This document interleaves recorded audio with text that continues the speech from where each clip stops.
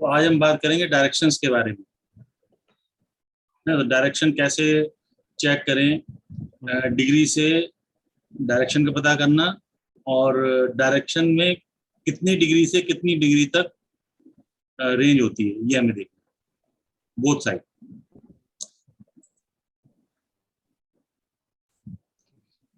तो इसके लिए सबसे पहले व्हाइट बोर्ड ले लेता हूँ।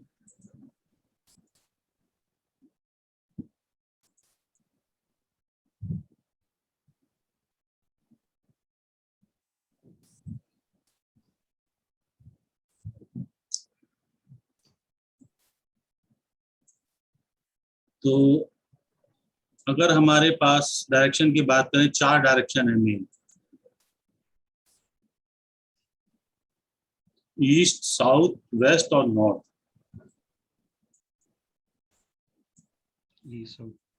जो 4 डायरेक्शन होती हैं, तो इनके बीच में डिस्टेंस कितना रहता है डिग्री के हिसाब से? कर देते हैं 90 डिग्री, 90 डिग्री है ना। तो 4 डायरेक्शन है तो 90 डिग्री है। तो अब आप देखिए, इसमें हमेशा आप जो ना ऊपर ईस्ट को रखेंगे। वैसे नॉर्मली नॉर्थ को ऊपर रखा जाता है, वास्तु में ईस्ट को ऊपर रखा जाता है। तो इसका कारण है, में ईस्ट साउथ वेस्ट। हाँ, तो इसका कारण ये है कि ईस्ट ऊपर रखने से कि अगर मान लो किसी के पास कंपास नहीं है और वो वास्तु करने गया है, तो अगर आप किसी से पूछेंगे कि अगर सूरज कहाँ से निकलता है, तो वो ये जरूर बता पाएगा कि ईस्ट से निकलता है। तो ईस्ट आपको पता चल जाएगा ये ईस्ट है। इसके बाद ईस्ट को फेस करके खड़े हैं तो राइट साइड में साउथ होता है, और इसका सीक्वेंस जैसा आपने बताया था अभी, ESWN, ये सीक्वेंस किया जाता है। तो ये साउथ हो गया, ये वेस्ट हो गया, और ये नॉर्थ हो गया।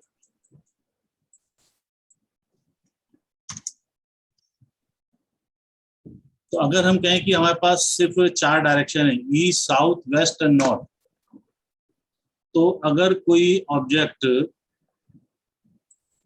मान लीजिए यहाँ पर है, तो कौन सी डायरेक्शन है? नॉर्थ। नॉर्थ में, ठीक है। अब यही ऑब्जेक्ट इधर ना हो करके और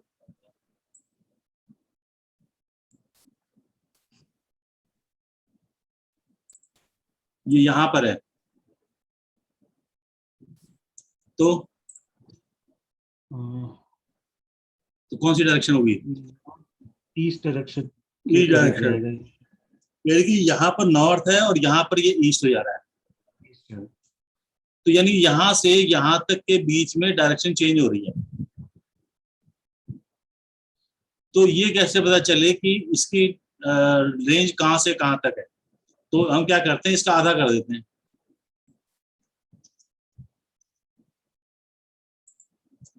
ईस्ट और नॉर्थ के बीच में एक लाइन ड्रॉ कर दें। इसके इधर नॉर्थ है, इधर ईस्ट है।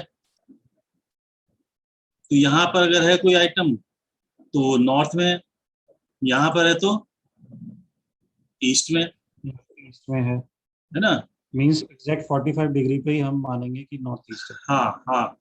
तो जब मेन डायरेक्शन हमारी 90 डिग्री पर है तो उसकी रेंज आती है 45 डिग्री पर।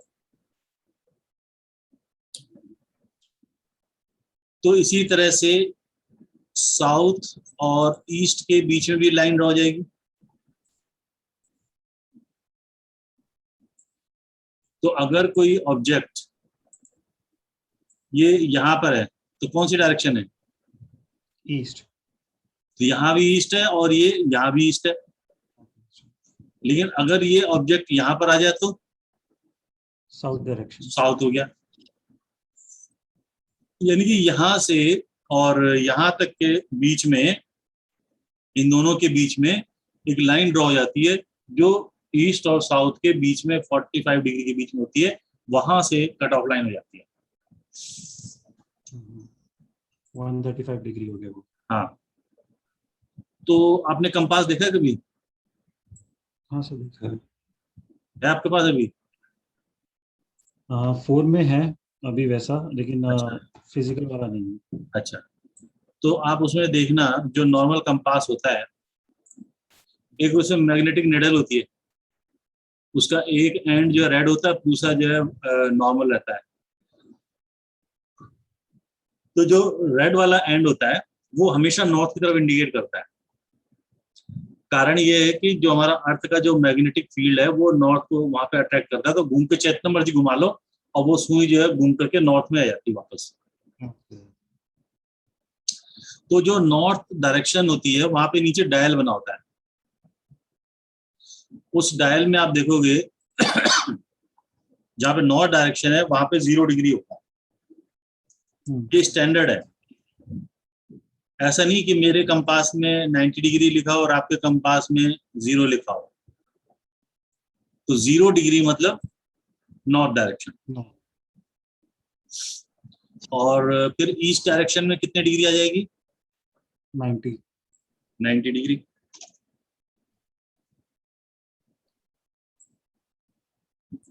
फिर साउथ में 180 डिग्री. 180 डिग्री।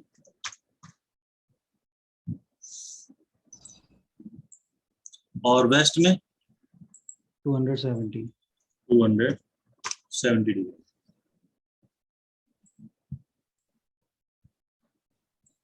लेकिन अब ये जो ऑब्जेक्ट है ये 0 डिग्री पे तो नहीं, लेकिन फिर भी नॉर्थ में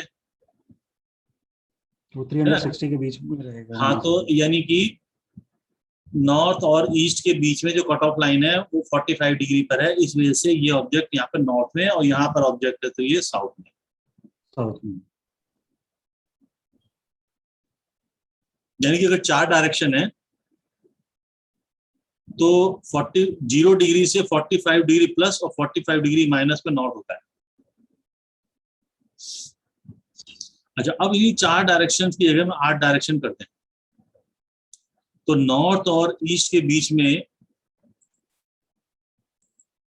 एक और डायरेक्शन बन जाएगी नॉर्थ ईस्ट, नॉर्थ. जिसको हम बोलते हैं ईशान। ईशान कोण.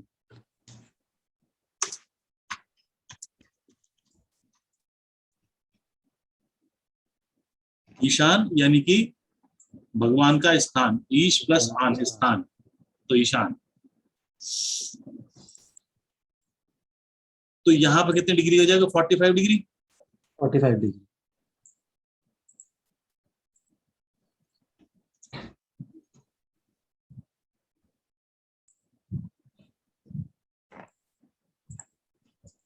तो 45 डिग्री पे अगर कोई ऑब्जेक्ट है तो नॉर्थ ईस्ट है, और ईस्ट और साउथ के बीच में अगर कोई ऑब्जेक्ट है तो वो साउथ ईस्ट कहलाएगा, साउथ ईस्ट का रहेगा. और इसको बोल देते हैं आग्नेय कोण। अग्नि. आग्नेय, फिर इसके बाद कोण भी लगा दो बीच में, कॉर्नर। तो दीज आर कॉर्नर। तो इसकी डिग्री कितनी हो जाएगी? 135. 135।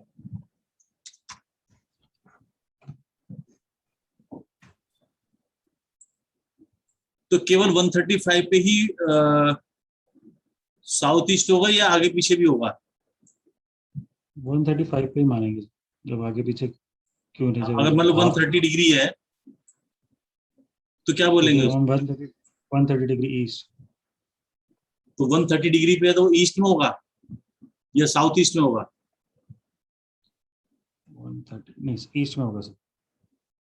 नहीं, अगर 130 डिग्री है तो साउथ ईस्ट है।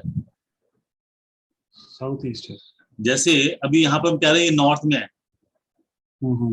अब यही जो है उठ करके अगर आगे चला गया, यहाँ पे आ गया, ये 45 से कम है, तो अब ये नॉर्थ में नहीं है, अब ये नॉर्थ ईस्ट में,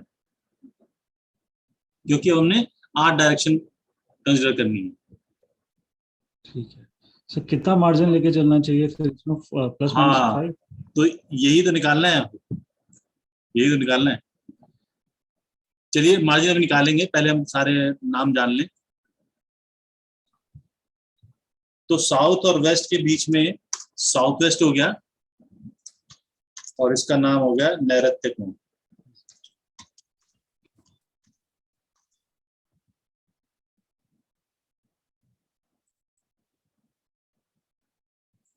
इसकी वैल्यू कितनी होगी?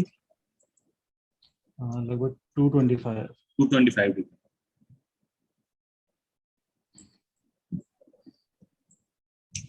और नॉर्थ और वेस्ट के बीच में जो डायरेक्शन होगी वो नॉर्थ वेस्ट होगी और इसका नाम होगा वायव्य कोण।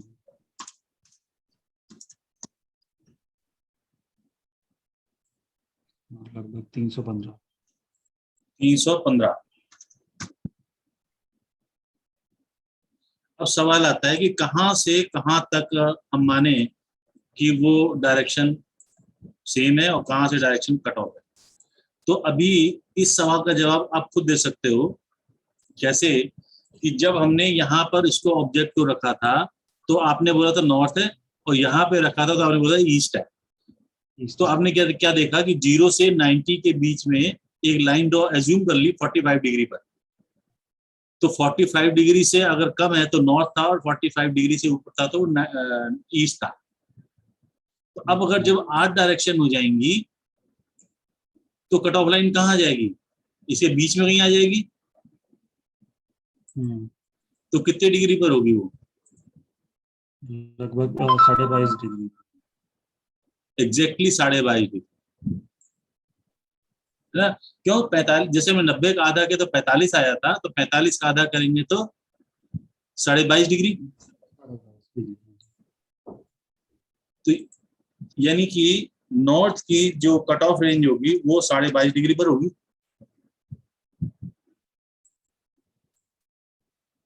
अगर कोई ऑब्जेक्ट 25 डिग्री पे है तो कौन सी direction? North east. North east. अच्छा, अब ये नॉर्थ ईस्ट केवल इसी पॉइंट पर तो होगा नहीं, यहाँ भी नॉर्थ ईस्ट है और इधर भी नॉर्थ ईस्ट है, तो कहाँ तक होना चाहिए नॉर्थ ईस्ट? 77.5। कैसे?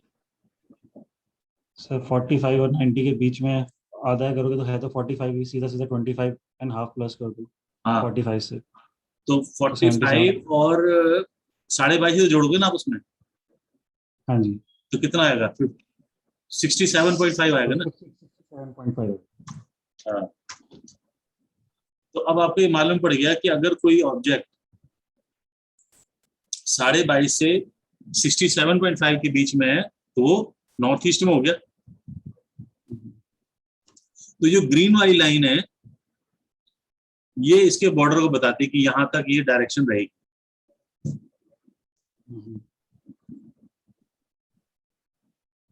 इसी तरह से ईस्ट के लिए कितना हो जाएगा? 112.5। हाँ, तो 90 में 12.5 जोड़ दे तो ये हो जाएगा 112.5।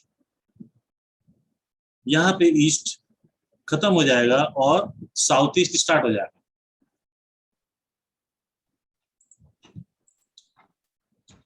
अब साउथ ईस्ट का कट ऑफ कहां पर होगा? 157.5। 157.5।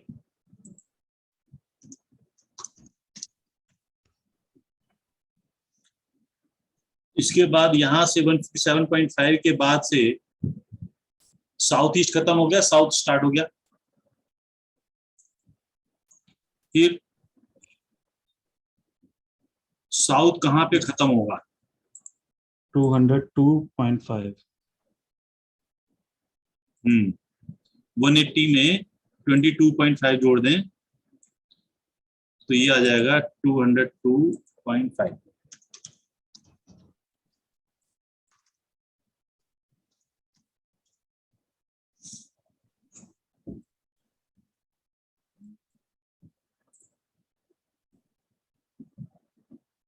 अब ये साउथ वेस्ट एंड कहां पर होगा और जहां से वेस्ट शुरू हो जाएगा? 247.5 और 247.5। 247.5। तो अगर कोई ऑब्जेक्ट 250 डिग्री पर है तो कौन सी डायरेक्शन होगी? वेस्ट। वेस्ट की। और 246 पर है तो 46 है तो साउथ वेस्ट। साउथ वेस्ट, बिल्कुल ठीक। अच्छा, अब इसके बाद वेस्ट का एंड कहाँ पर आएगा? 292.5। 292.5। तो यहाँ से हमारा नॉर्थ वेस्ट स्टार्ट हो जाएगा 292.5 से, और कहाँ तक रहना चाहिए? तो इसमें 222 प्लस करेंगे। जहां पर नॉर्थ वेस्ट खत्म होगा और नॉर्थ स्टार्ट हो जाएगा। 337.5, तो 315 में 22.5 जोड़ दें। तो इस तरह से यहां से नॉर्थ स्टार्ट हो गया, तो 337.5 में अगर 22.5 जोड़ देंगे तो अगेन यहाँ पे नॉर्थ पे आ जाएंगे, तो 360 हो जाएगा। 360 हो जाएगा। तो 360 कहें या 0 कहें, सेम चीज होगी, ठीक है ना। तो 0 से चलते चलते हम घूम करके वापस नॉर्थ पे आ गए और यहाँ पे 360 डिग्री कंप्लीट हो गया। तो इस तरह से आपको कोई भी डिग्री अगर मिल जाए तो उसका आप ऑब्जेक्ट बता सकते हैं। तो आपने कोई भी प्लॉट पे खड़े होकर के अगर आपने कोई लोकेशन देखनी है कि इसमें मान लो कोई कमरा है, टॉयलेट है, हैंडपंप है, कोई पिलर है, तो वो वहां से आप सेंटर में खड़े होकर के, ब्रह्म स्थान में खड़े होकर के वहां से देखेंगे कि वो कौन से डिग्री पर आ रहा है, वहां से वो क्या डायरेक्शन होगी। ठीक है, एक मिनट। हेलो।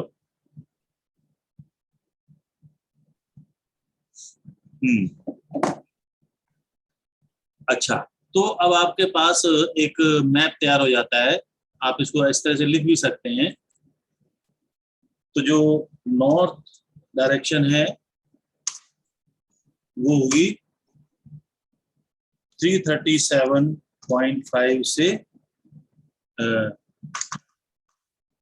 337.5 से और 22.5 डिग्री का नॉर्थ। इसी तरह से नॉर्थ ईस्ट डायरेक्शन जो हो जाएगी वो हो जाएगी 22.5 से 67.5। फिर ईस्ट डायरेक्शन जो हो जाएगी 67.5 से और 90 डिग्री। 112.5 नहीं, हाँ ये 112, सॉरी 112। 90 पे तो पीक वैल्यू होती है 112.5। फिर ईस्ट के बाद साउथ ईस्ट हो जाएगा 112.5 से 157.5। इसके बाद साउथ डायरेक्शन शुरू हो जाएगा 157.5 से और 202.5। साउथ के बाद साउथ वेस्ट डायरेक्शन आ जाएगी 202.5 से और 247.5। इसके बाद वेस्ट डायरेक्शन हो जाएगी 247.5 से 292.5। फिर इसका नॉर्थ वेस्ट हो जाएगा 292.5 से और 327.5। फिर इसके बाद अगेन वही नॉर्थ आ गया। तो इस तरह से टोटल 8 डायरेक्शन हो गए हमारे पास, 1 2 3 4 5 6 7। अब आपके पास दोनों चीजें हैं, किसी भी डायरेक्शन की रेंज कहां से कहां तक होती है, और अगर या हमारे पास अगर कोई डिग्री है तो उससे हम ये जान सकते हैं कि वो कौन सी डायरेक्शन है। ठीक है, तो ये सबसे ज्यादा जरूरी है। सबसे पहला काम होता है हमें किसी भी ऑब्जेक्ट का डायरेक्शन जानना। अब इस चीज को आप ध्यान रखेंगे बिल्कुल। और इसमें एक चीज और इंपॉर्टेंट होती है, रेफरेंस पॉइंट, कि आपने कहां से देखना है। इसकी वजह से बड़ी गड़बड़ होती है और लोग गलत डायरेक्शन निकाल देते हैं। ठीक है, तो ये तो सब सेव रहेगा, आप देख सकते होंगे इसको दोबारा भी। और ये अब इसी को हम प्रैक्टिकली इंप्लीमेंट करके देखते हैं कैसे हम किसी ऑब्जेक्ट की डायरेक्शन निकालते हैं। ठीक है, तो इसको मैं सेव कर देता हूँ, चाहिए वो तो दोबारा मिल जाएगा। अब इसको हमें यूज करना है किसी साइट पर जाकर के कि कैसे हमें डायरेक्शन देखनी है।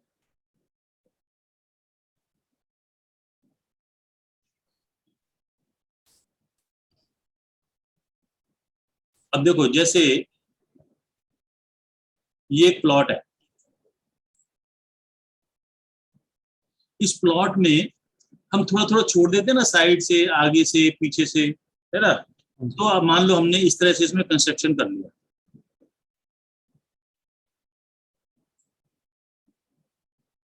ये हमारा फ्रंट हो गया,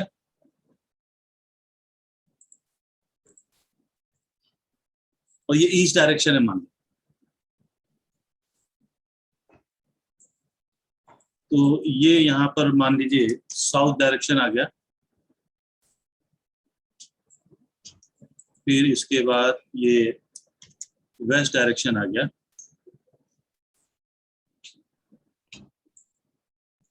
और ये इसका नॉर्थ डायरेक्शन है।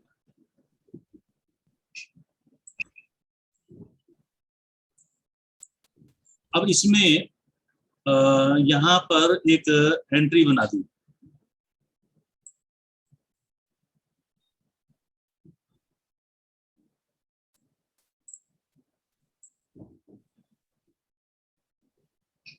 तो ये कौन सी डायरेक्शन की हो गई?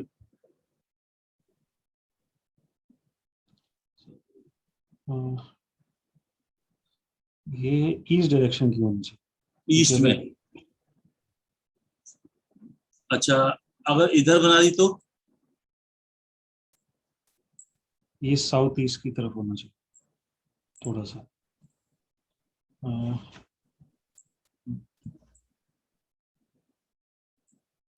अच्छा, ये अब साउथ अगर ईस्ट। आप कह रहे हो ये ईस्ट है, ये साउथ ईस्ट है। हम्म। अच्छा, अब अगर मान लो यहाँ पे एंट्री है तो? यहाँ पे भी ईस्ट में ही रहनी चाहिए। तो आप कह रहे हो कि ये भी ईस्ट है, ये भी ईस्ट है। हम्म। तो आपने ये इसको ईस्ट कैसे कहा यहाँ पर? सर कि वो अब मैंने अपने माइंड में एक हाफ लेके करके देखा कि अगर ये हम्म। 4 कॉर्नर्स हो गए और बीच में एक बनाया, तो हमारा अपर जो ग्राफ था वो ईस्ट डायरेक्शन था, और जो सेकंड था वो साउथ ईस्ट था। तो साउथ हम्म। ईस्ट में डिग्रीज में नहीं आ रहा था। ये मतलब 9, ये होगा लगभग, अगर इसको हम कंसिडर करें तो ये 90 डिग्री से 112 के बीच में होना चाहिए। वो सोच के मैंने किया। हम्म। ये दोनों डायरेक्शन साउथ ईस्ट है, और ये वाली डायरेक्शन ईस्ट है। तो इसको कैसे देखा हमने कि हमने इसका पहले ब्रह्म स्थान निकालना था। तो ये हमारा कंस्ट्रक्टेड एरिया है, इसके हमने कंस्ट्रक्टेड एरिया के कॉर्नर टू कॉर्नर मिला लिया।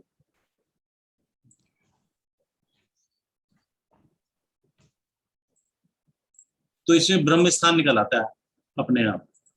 कंस्ट्रक्टेड एरिया तो कॉर्नर टू कॉर्नर देखना है, पूरे प्लॉट का नहीं। हाँ, कंस्ट्रक्टेड एरिया का। देखो, अगर हम कहते हैं कि इस प्लॉट में यहां से एंट्री है, यहां से एंट्री, तो ये कौन सी डायरेक्शन होती? ये पूरा साउथ ईस्ट ही होता। साउथ ईस्ट ही होता है ना। तो चाहे यहाँ पे एंट्री है, चाहे यहाँ पे एंट्री है, चाहे यहाँ पे एंट्री, सारी साउथ ईस्ट है। क्यों? क्योंकि जो भी हम चीज देख रहे हैं वो यहाँ सेंटर से देख रहे हैं।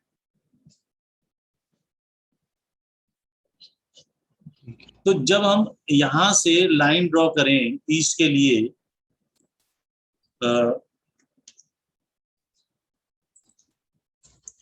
तो इसके जो एग्जैक्ट साइड, एग्जैक्ट डायरेक्शन आएगी ईस्ट की, वो ये होगी। और इसका हम अगर आधा करें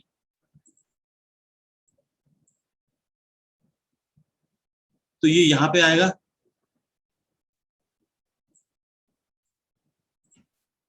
ईस्ट और साउथ ईस्ट के बीच में। अच्छा, और इस तरह से अगर ये देखिए, ये साउथ है, ये ईस्ट है, तो जो साउथ ईस्ट की रेंज आएगी वो लगभग ये आएगी।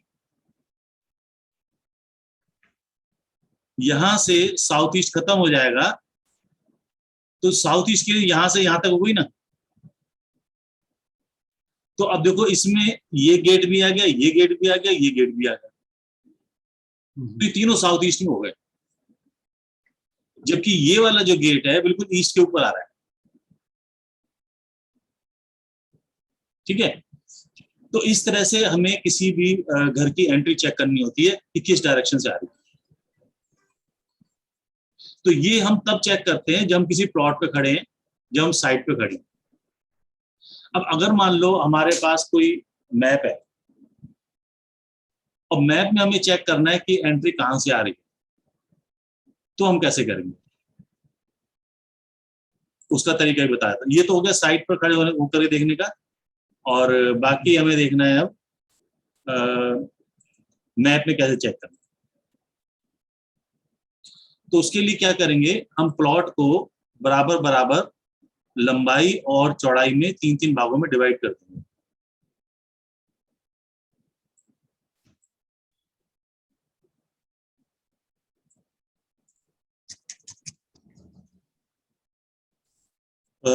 ये करीब यहां से आ जाएगा। हेलो, हाँ जी, हाँ हाँ बोलो। कहाँ, बाहर से? अच्छा, अंदर क्या हो गया?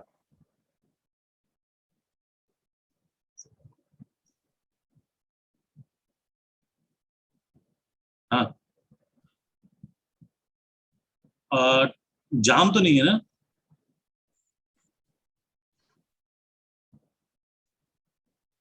कौन सा? बाहर, जो बाहर वाला आगे वाला दरवाजा है? हाँ। हाँ, तो खुल नहीं रहा था क्या? तो पीछे से कैसे आए, ऊपर से उतर के आए नीचे? अच्छा अच्छा अच्छा अच्छा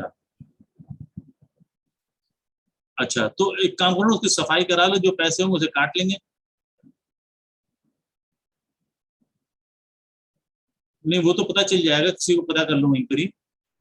अभी आज नहीं पता चले, कल पता चल जाएगा। हाँ हाँ हाँ, तो वो सारा सफाई कर देगा, जो भी पैसा लगेगा वो मैं दे दूंगा। हाँ हाँ। नहीं, बिजली का तो जो है ना, जो मीटर है वहां से हमने ऑफ कर रखा है, उसे खोल लो वहां से। हाँ हाँ हाँ। हाँ, मीटर में वहां पर ना वो ऊपर होता है, नॉब होता है, वो क्या कहते हैं उसको, एमसीबी होती है, उसे ऑफ करी हुई थी ना, क्योंकि बंद था इसलिए। हाँ हाँ हाँ, ऊपर करोगे तो ऑन हो जाएगा। नहीं, दो होते हैं ना, एक है। नहीं, कौन सी दो? एक उधर भी होगा, साइड में होगा। नहीं, दो ऊपर होना है, ऊपर होना है। नहीं, और मीटर के अंदर से। और देखो, एक साइड में होगा, क्या कहते हैं, हो गया। नहीं, मीटर में लाइट आ रही है। हाँ, तो वहां से ऑन कर लिया। हाँ, दो दो दो जगह से ऑन होता है। एक तो मीटर के अंदर होता है, एक एमसीबी होती है। देखो राइट साइड में ना, जहाँ पे अलमारी बनी है उसके साइड में देखो, वहां भी एक बॉक्स होगा, वहां भी है क्या? हाँ तो उसको, हाँ तो उसको भी वहाँ ऊपर। फैन फैन चला के देखो। नहीं नहीं नहीं, एमसीबी ऑन करने के बाद भी नहीं आ रही? ऐसे कैसे हो सकता है? जब मीटर में बिजली आ रही है, तो कोई कोई उसमें स्विच ऑफ है मेरे को लगता है, जिसकी वजह से ऑन नहीं हो रही बिजली। हाँ हाँ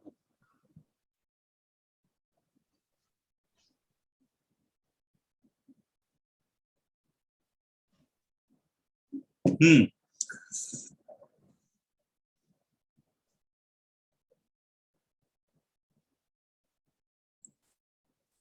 और इसके बाद जैसे ये हो गया, एक लाइन हो गई, इसके बाद ये यहाँ से इसके 3 हिस्से कर दिए हमने।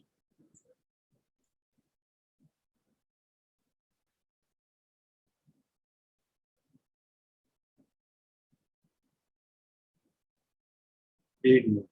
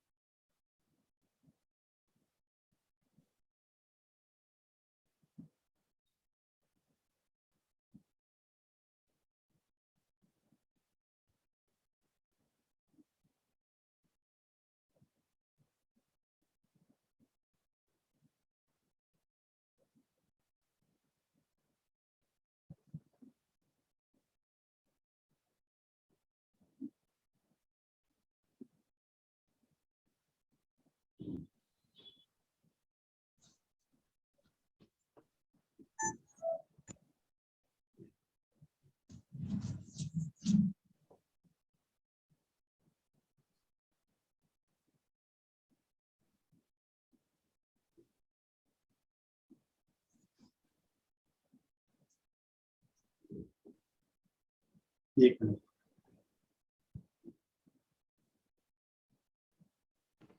हेलो।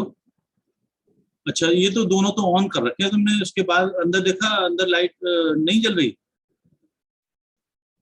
अरे, अच्छा। तो क्या किसी इलेक्ट्रिशियन को बुला के चेक कराना पड़ेगा ये भी, क्योंकि मैं उधर काफी टाइम से आया नहीं ना। हाँ तो किसी इलेक्ट्रिशियन को बुला लो, वहाँ मिल जाएगा, क्या कहते हैं, मार्केट में होते हैं, वो आके चेक कर ले। अभी एक्चुअली ना मैं ऑनलाइन क्लास में हूँ, तो मैं इसलिए ज्यादा बात, है ना। तो जो भी है आप करा लो, ठीक, जो पैसे होंगे वो काट लेना, और कम पड़ेंगे तो और देख लेंगे, कोई बात नहीं, आप परेशान मत हो। ठीक है। हाँ। हाँ। इसी तरह से देखो, यहां से भी हम इसको 3 पार्ट में डिवाइड करेंगे चौड़ाई में। और क्या करेंगे, पहले एक नक्शा लेंगे, नक्शे के ऊपर हम एक ट्रांसपेरेंट शीट रखेंगे, और ये सारा काम जो हम ट्रांसपेरेंट शीट पे करेंगे। ठीक है। अब इसके नीचे नक्शा बना हुआ होगा, तो जो भी चीजें इसके नीचे आएंगी, इस वाले स्क्वायर के नीचे आएंगी, वो ईस्ट डायरेक्शन की हो जाएंगी। जो इधर आएगी वो नॉर्थ ईस्ट की हो जाएगी, और जो इधर आएगी वो साउथ ईस्ट, इधर वाला साउथ, ये नॉर्थ, साउथ वेस्ट, ये वेस्ट, नॉर्थ वेस्ट, और ये नॉर्थ। तो इस तरह से इसमें सारी डायरेक्शन हमें पता चल जाएगी कि कौन सा ऑब्जेक्ट किस डायरेक्शन में आ रहा है। तो ये 2 तरीके होते हैं डायरेक्शन चेक करने के। एक तो आप कंपास से देख सकते हो, और दूसरा आप इस तरह से ग्रिड बना करके देख सकते हो। तो इसमें सबसे पहले जरूरी काम होता है हमें ब्रह्म स्थान निकालना, और कोई भी डायरेक्शन हम जब देखेंगे ब्रह्म स्थान से ही देखते हैं। ठीक है। और जो डिग्री का कॉन्सेप्ट है वो मैंने आपको बताया। ठीक है। अब इसमें बताओ, कोई डायरेक्शन देखने में कोई डाउट है क्या? नहीं सर, डायरेक्शन में डाउट नहीं। ठीक है, ये क्लियर हो गया। ओके। अब हर डायरेक्शन का कोई प्लेनेट होता है, जैसे मैंने आपको लास्ट टाइम बताया था, हाँ जी सर। है ना। तो वो हम कैसे निकालेंगे उसको हम देखते हैं।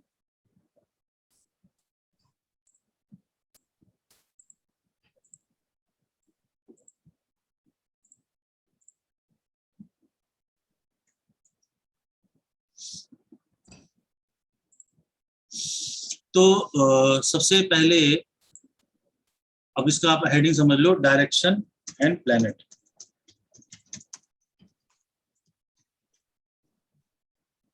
तो ईस्ट डायरेक्शन में सूर्य का वास होता है, सूर्य यहां से निकलता है, ईस्ट तो direction. East direction is ruled by sun. तो अगर किसी मतलब नक्शे में या घर में ईस्ट डायरेक्शन में कमी होगी, तो उसको सूर्य से संबंधित नुकसान होगा। और सूर्य किन चीजों का कारक होता है ये आपको पता ही होगा, आपने थोड़ा एस्ट्रोलॉजी सीखा ही है।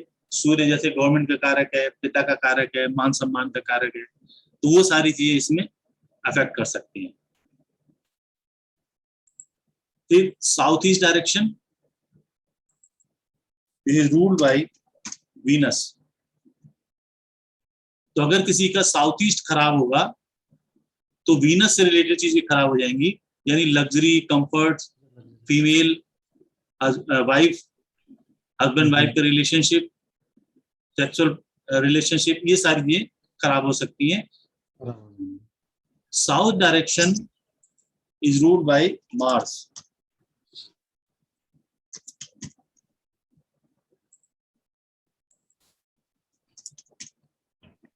तो मंगल होता है एनर्जी के लिए, सॉरी या करेज के लिए, बोल्डनेस के लिए।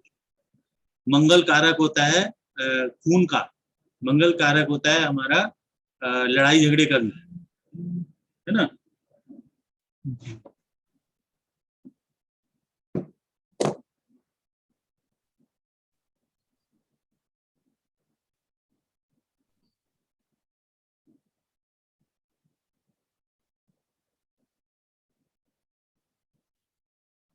अच्छा, इसके बाद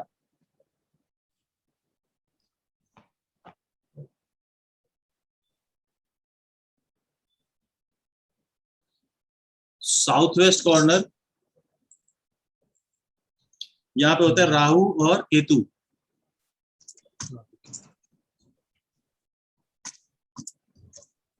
राहु और केतु का रूलिंग होता है साउथ वेस्ट में।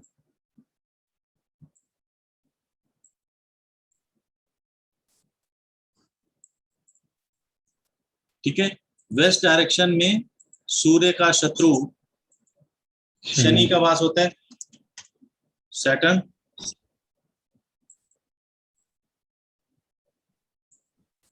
और नॉर्थ वेस्ट में, जैसे मैंने लास्ट क्लास में बताया था, सबसे चंचल ग्रह और सबसे चंचल एलिमेंट मून। तो वायव्य कोण होता है इसका नाम। तो यहाँ पे चंद्रमा का वास होता है।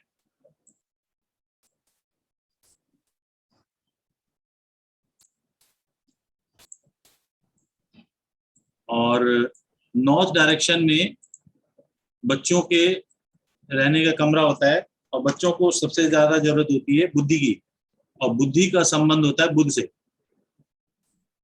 तो north direction is ruled by Mercury. North east direction ईशान होता है, सबसे शुभ ग्रह, शुभ दिशा मानी जाती है, और इसमें जो हमारा सबसे शुभ ग्रह माना जाता है गुरु। तो north east is ruled bye Jupiter. अच्छा, कुछ लोगों का यहाँ पे मतांतर है कि कुछ लोग जो है राहु को साउथ वेस्ट में मानते हैं और केतु को ब्रह्म स्थान में मानते हैं, है ना। लेकिन अधिकतर लोग जो साउथ वेस्ट जगह है उसको राहु और केतु को दोनों को मानते हैं, क्योंकि राहु होता है दादा दादी का कारक और केतु होता है नाना नानी का कारक। और दोनों को अगर हम देखें तो दोनों बुजुर्ग हैं, और जो हेड ऑफ द फैमिली है, जो बुजुर्गों की जगह होती है, वो साउथ वेस्ट ही होती है।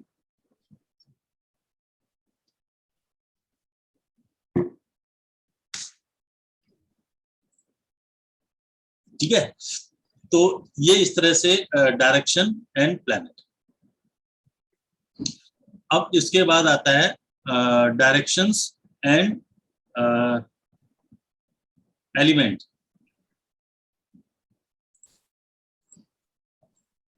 सर अगर कोई घर ऐसा बना हो कि पूरा जैसे कवर्ड ना हो, बीच में हाँ, एक पूरा स्पेस है, दो आगे एक बिल्डिंग है, पीछे एक बिल्डिंग है, प्लॉट बड़ा है, तो हम दोनों बिल्डिंग्स को अलग अलग कंसिडर करके करेंगे या एक ही कंस्ट्रक्शन मान के काम करेंगे?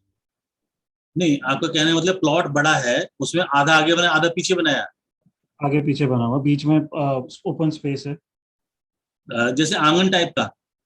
आंगन टाइप का, हाँ, तो फिर तो वो उसमें कवर्ड में काउंट होगा वो। कवर्ड में काम। हाँ, तो वो तो open to space, open to sky होता है ना। हम्म। तो वो तो कवर्ड में काउंट होगा। अच्छा, अब आते हैं डायरेक्शन एंड एलिमेंट।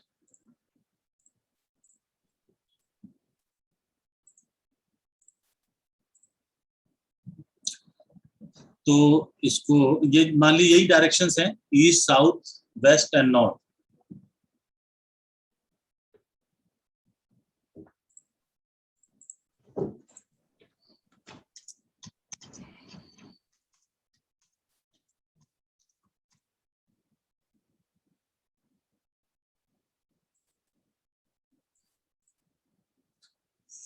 तो इसको हम पहले 4 भागों में डिवाइड कर लेते हैं, ऐसे बीच में से।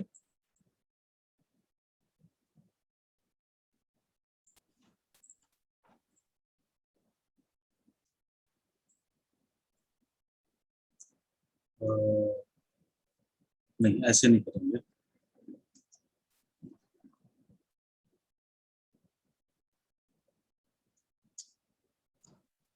इसमें ब्रह्म स्थान को अलग निकाल देते हैं पहले।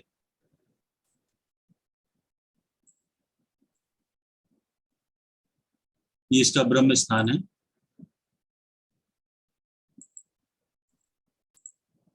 और इसको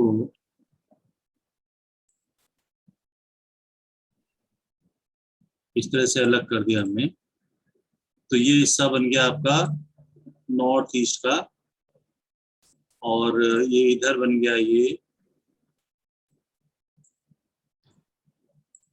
साउथ ईस्ट, और साउथ वेस्ट बट गया, और ये नॉर्थ वेस्ट और साउथ वेस्ट बट गया।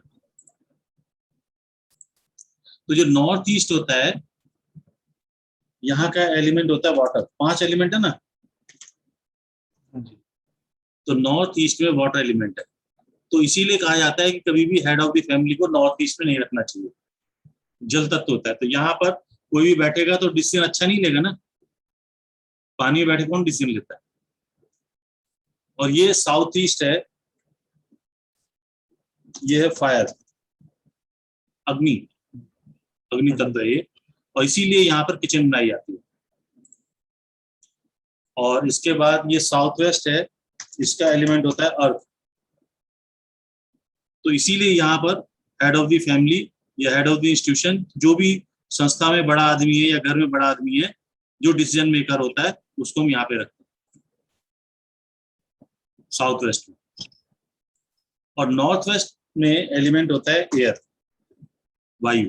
तो यहाँ पे वो चीज रखी जाती है जो हमें नहीं चाहिए होता है, तो ये वायु तत्व होता है। तो जो चीज हमें जल्दी से मूव करानी है, जैसे टॉयलेट है घर का, या फिनिश प्रोडक्ट है, या कोई कबाड़ घर है, तो उसको हमें नॉर्थ वेस्ट में रखना होता है, तो यहाँ से रहता नहीं। या गेस्ट रूम भी बना सकते हैं। और जो बीच की जगह होती है, यहाँ होता है स्काई एलिमेंट। तो इसीलिए जो घर का ब्रह्म स्थान है, उसे ओपन टू स्काई रखा जाता है। जैसे अभी आप बता भी रहे थे, बीच में खुला होता है और आगे पीछे कंस्ट्रक्शन हो रहा होता है। बल्कि पुराने समय आप देखोगे तो क्या होता था कि सबसे किनारे ओपन बाउंड्री वॉल होती है, बाउंड्री वॉल के तुरंत बाद खाली जगह होती है, फिर उसके बाद रूम बने होते हैं, फिर उसके बाद अंदर वरांडा बना होता है, और उसके अंदर बीच में ओपन टू स्काई आंगन होता है जिसमें तुलसी लगी होती है ना। तो वो सबसे अच्छा वास्तु के हिसाब से घर माना जाता है। तो इस तरह से ये देखेंगे 5 एलिमेंट है, अग्नि, पृथ्वी, वायु, जल और आकाश।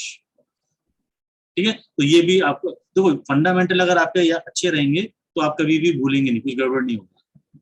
लेकिन अगर फंडामेंटल नहीं रहेंगे तो फिर आपको दिक्कत होगी। तो इसलिए फंडामेंटल जाना जरूरी है। ठीक है, तो ये डायरेक्शन एंड एलिमेंट। अब इसके बाद आता है डायरेक्शन एंड डेटीज, देवता। तो किस डायरेक्शन में कौन से देवता का वास है। तो हमारे east, south, west and north और ब्रह्मस्थान, यही है हमारे मेन डायरेक्शन।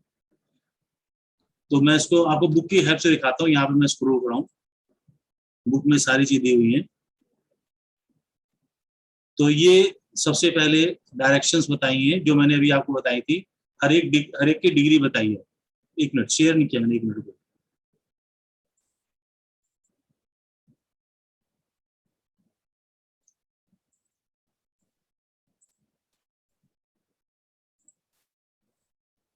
ये आपको दिख रहा है स्क्रीन पर? सर तो मैंने, अब आया। हाँ, तो मैंने उसमें एंगल बना करके बताया था सेंटर से, यहाँ पर इन्होंने ग्रिड बना के बताया, तो चीज एक ही है। तो यहाँ से देखो अब ये ईस्ट नॉर्थ डायरेक्शन है ऊपर, 337.5 से 22.5 है ना। उसी तरह 22.5 डिग्री का इसमें बाइफरकेशन है। तो ये डिग्री के हिसाब से आप देख सकते हो हर एक डायरेक्शन कहाँ से कहाँ तक होती है। इसके बाद ये देखो आप दिशा और ग्रह, ये भी मैंने आपको बताया अभी थोड़ी देर पहले कि ईस्ट डायरेक्शन में ये है, देखो सन है यहाँ पर, साउथ ईस्ट में वीनस है, शुक्र है, साउथ में मंगल है, साउथ वेस्ट में राहु है, और केतु भी यही होता है। वेस्ट में शनि है, और नॉर्थ वेस्ट में चंद्रमा है, और नॉर्थ में ये बुध है, और नॉर्थ ईस्ट में गुरु है। तो केतु इसमें दिखाया नहीं है, तो केतु इसके साथ होता है या फिर ब्रह्म स्थान में होता है। ठीक है, अब ये डायरेक्शंस के साथ में देवता, तो जो हमारे 8 डायरेक्शन है, मतलब 9 डायरेक्शन कहेंगे ना, 8 एक ब्रह्म स्थान को मिले तो 9 हो जाते हैं। तो 9 देवताओं को दिखाया है इसमें। ईस्ट डायरेक्शन में इंद्र का वास होता है। तो इंद्र जल के देवता, बारिश के देवता, ठीक है ना। तो यानी कि हम ईस्ट डायरेक्शन में पानी वाली चीज रख सकते हैं, ईस्ट डायरेक्शन में बाथरूम बना सकते हैं, अंडरग्राउंड वाटर टैंक रख सकते हैं, टैप लगा सकते हैं, टोटी, है ना। अब देखो साउथ ईस्ट है, साउथ ईस्ट में अग्नि देवता का वास होता है, इसीलिए यहाँ पर हम किचन बनाते हैं। और जो किसी व्यक्ति की एनर्जी होती है वो साउथ ईस्ट डायरेक्शन से पता चलती है। अगर साउथ ईस्ट में कहीं दोष होगा, कहीं प्रॉब्लम होगी, तो समझो कि उसके घर में एनर्जी लेवल लो होगा, लो की ताकत नहीं होगी, ना उसकी जठराग्नि ठीक होगी, ना कामाग्नि ठीक होगी, ना उसको एनर्जेटिक पर्सन होगा। साउथ डायरेक्शन में देखिए यम देवता का स्थान है, तो साउथ डायरेक्शन को हमेशा बंद रखना चाहिए। क्यों? अगर साउथ डायरेक्शन खुला होगा या साउथ फेसिंग घर होगा तो उसमें यम देवता का वास हो जाएगा, तो गलत हो जाएगा। इसके बाद साउथ वेस्ट में नैरति राक्षस होता है, साउथ वेस्ट, तो इसको भी बंद रखा जाता है और इसको भी हैवी रखा जाता है। लेकिन यहाँ पर हेड ऑफ द फैमिली रहता है, क्योंकि यहाँ पे एलिमेंट जो है डायरेक्शन का वो अर्थ एलिमेंट है, स्टेबिलिटी होती है। और यहाँ साउथ वेस्ट डायरेक्शन में कम से कम मूवमेंट होनी चाहिए, ये ज्यादा मूवमेंट नहीं होनी चाहिए। ठीक है, वेस्ट डायरेक्शन में वरुण देवता का स्थान होता है, तो यहाँ पर ओवरहेड वाटर टैंक रखा जा सकता है, क्योंकि वेस्ट डायरेक्शन जो होती है वो ऊंची होनी चाहिए। और वरुण देवता जो होते हैं वो समुद्र के देवता होते हैं, तो समुद्र के देवता यानी जल का स्थान है, तो जल रख सकते हैं, पानी रख सकते हैं, लेकिन ऊंचाई पे रखेंगे, अंडरग्राउंड नहीं रखेंगे। तो overhead water tank west direction में रखा जाता है। इसके बाद नॉर्थ वेस्ट डायरेक्शन में वायु देवता, तो जो चीज नहीं चाहिए उसे हम नॉर्थ वेस्ट में रखते हैं, जिससे कि वहां से गायब हो जाए। उसके बाद आता है नॉर्थ डायरेक्शन, ये कुबेर की दिशा होती है। कुबेर यानी कि लक्ष्मी जी के खजांची, तो ये धन की दिशा है, कुबेर दिशा। और नॉर्थ ईस्ट डायरेक्शन में भगवान शिव का स्थान होता है, तो यहाँ पर हम खुला रखते हैं, मंदिर रखते हैं, साफ सुथरा रखते हैं, नीचा रखते हैं। और उसके बाद ब्रह्म देवता का स्थान है ब्रह्म स्थान। ठीक है, तो इन चीजों को भी ध्यान रखेंगे तो भी हम किसी भी घर का वास्तु का नक्शा चेक कर सकते हैं। तो ये वही कंपास के हिसाब से बताया हुआ है कि नॉर्थ ईस्ट साउथ वेस्ट। अच्छा, अब देखो इसमें आप देखो 16 डायरेक्शन है, अभी हमने 8 डायरेक्शन की बात की थी, यहाँ पे 16 डायरेक्शन, 8 के भी 2 हिस्से कर दिए। तो देखो 4 डायरेक्शन तो ये आ गई, ESWN, फिर 4 डायरेक्शन और जुड़ गई, ईस्ट और नॉर्थ के बीच में नॉर्थ ईस्ट, फिर ईस्ट और साउथ के बीच में साउथ ईस्ट, और साउथ और वेस्ट के बीच में साउथ वेस्ट, और नॉर्थ और वेस्ट के बीच में नॉर्थ वेस्ट। फिर इनके भी हमने डायरेक्शन निकाल दी, तो ये हो गया नॉर्दर्न नॉर्थ वेस्ट। तो ये नॉर्थ वेस्ट तो ये वाला था जिससे हमने दोनों को सेपरेट किया था। हाँ, तो जब 8 डायरेक्शन हो जाती, 4 डायरेक्शन होती हैं, तो उनकी जो कट ऑफ वैल्यू होती है वो 22.5 डिग्री पे होती है, और जब 4 डायरेक्शन थी तो 45 डिग्री पे थी। तो जब 8 डायरेक्शन हो जाएंगी तो कितनी हो जाएंगी? 8 डायरेक्शन, 4 वैल्यू से थी 22.5 पे थी ना सर? 22.5 है ना, और 16 हो जाएंगी तो 16 हो जाएंगी तो 11.25 11.15। है ना। तो हमें 8 डायरेक्शन का देखना है, लोग 16 डायरेक्शन का भी देखते हैं। ठीक है, तो अब जैसे ये नॉर्थ है ना, नॉर्थ के नॉर्थ वेस्ट साइड चलेंगे तो नॉर्दर्न नॉर्थ वेस्ट हो गया, और नॉर्थ से नॉर्थ ईस्ट की तरफ चले तो नॉर्दर्न नॉर्थ ईस्ट हो गया। इसी तरह से नॉर्थ ईस्ट के ईस्ट की तरफ चले तो ईस्टर्न नॉर्थ ईस्ट हो गया, फिर ईस्ट के साउथ ईस्ट की तरफ चले तो ईस्टर्न साउथ ईस्ट हो गया, फिर साउथ ईस्ट से साउथ की तरफ चले तो south east southern south east हो गया, फिर साउथ से साउथ वेस्ट की तरफ चले तो सदर्न साउथ वेस्ट हो गया। इसी तरह से साउथ वेस्ट के अगर वेस्ट की साइड चले तो वेस्टर्न साउथ वेस्ट हो गया। ठीक है, तो ये 4 डायरेक्शन, 8 डायरेक्शन, फिर उसका 16 डायरेक्शन। तो ये 16 डायरेक्शन तक देखा जा सकता है, ये कंपास में देख सकते हैं।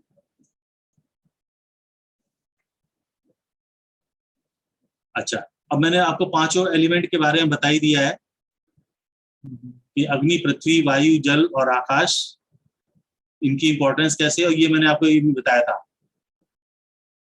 है ना। बीच में स्काई एलिमेंट है, नॉर्थ ईस्ट में वाटर एलिमेंट है, साउथ वेस्ट में अर्थ एलिमेंट है, साउथ ईस्ट में फायर एलिमेंट है, और नॉर्थ वेस्ट में एयर एलिमेंट है।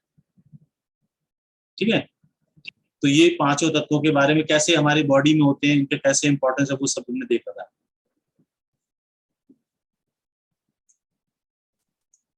अग्नि, पृथ्वी, वायु, जल और आकाश। अब इसके बाद एनर्जी की बात करी थी हमने। 3 तरह की एनर्जी होती है, ग्रेविटेशनल एनर्जी, मैग्नेटिक एनर्जी और सोलर एनर्जी। हाँ, अब ये एनर्जी को हमें यूज करना, देखना था कि हमारा ये एनर्जी जो होती है कैसे वास्तु में कंसिडर की जाती है। तो सबसे पहले ग्रेविटेशनल एनर्जी। तो ग्रेविटेशनल एनर्जी को हम कैसे यूज करते हैं, इससे हम चेक करते हैं कि वहां की मिट्टी लोड सहने लायक है या नहीं है। तो उसको चेक करने के लिए हम उसकी सॉइल टेस्टिंग कराते हैं लैब में। और मैग्नेटिक एनर्जी, इलेक्ट्रोमैग्नेटिक एनर्जी, उसको हम यूज करते हैं जब हम सोते हैं तो अपना सिरहाना हम साउथ में रख के सोते हैं। और तीसरी है सोलर एनर्जी, इसके लिए हम ईस्ट डायरेक्शन में खुला रखते हैं, क्योंकि हम बिना सोलर एनर्जी के अपनी लाइफ को एज्यूम भी नहीं कर सकते। ठीक है, तो जो भी किसी चीज का वजन होता है वो उसके ग्रेविटेशनल फोर्स के कारण महसूस किया जाता है। तो जितने पावर से किसी भी ऑब्जेक्ट को कोई वस्तु अपनी तरफ खींचती है, ग्रेविटेशनल पावर खींचती है, वो उसका वेट हो जाता है। तो हम जो भी काम करते हैं वो ग्रेविटेशनल एनर्जी के अपोजिट डायरेक्शन में काम करते हैं। ठीक है, तो जैसे मैंने आपको बताया था, चुंबक के 2 पोल होते हैं, कोई मैग्नेट 2 पोल होते हैं, north pole and south pole. तो अर्थ के भी 2 पोल है, नॉर्थ पोल और साउथ पोल। तो जब दोनों पोल को हम मिला के रखेंगे तो उसमें अट्रैक्शन होता है, और जब 2 अपोजिट पोल लगा देंगे, नहीं 2 अपोजिट पोल लगा देंगे तो अट्रैक्शन होगा, और जब 2 सेम पोल लगा देंगे तो रिपल्शन होगा। तो इसी तरह से हमारे बॉडी में भी नॉर्थ पोल और साउथ पोल होता है। नॉर्थ पोल हमारा हेड होता है और साउथ पोल हमारा पैर होता है।